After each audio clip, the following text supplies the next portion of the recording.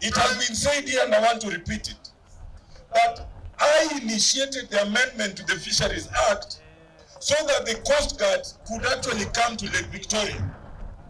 And the reason we amended that act was because of the menace of the Ugandan security forces arresting our people here and taking them as far as Jinja. In my constituency in Gariada, every week I get a complaint of between 3 and 5 people arrested just around here and taken, imagine, all the way to Jinja. Before I go to anything substantive, I want just to react on 2 issues that were brought up by many speakers who have spoken here. And I thank the chairman of Luanda Kotieno, the Beachman Management Unit, for raising this issue about Coast Guards.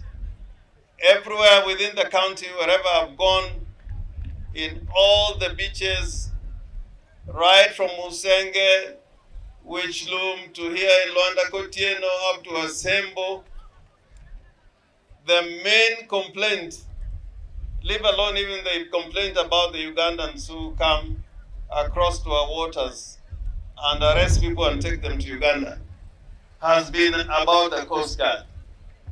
The regional commissioner, since this matter is within the docket of Interior, and it is because we have talked about this issue about the Coast Guards as a starting point, so that people will have faith in what the national government can do in response to the cry of the people as expressed today in Luanda Kotieno. Madam County Commissioner, kindly, His Excellency Hassan Joho spoke into it when we were in Kisumu a few months ago. We cannot allow our fisherfolk to be harassed.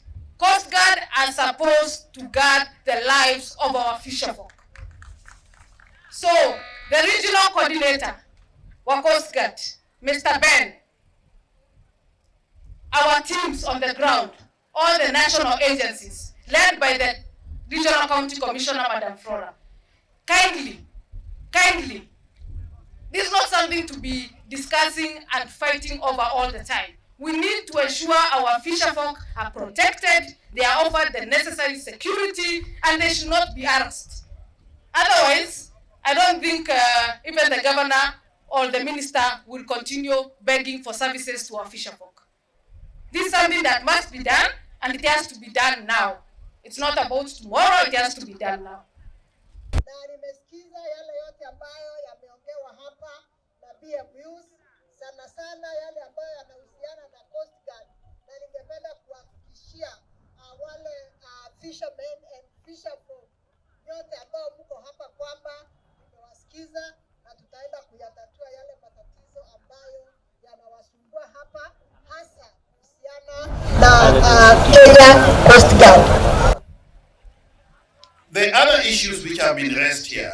Now, this issue of the Coast Guards, I've had informal consultations with the regional commissioner.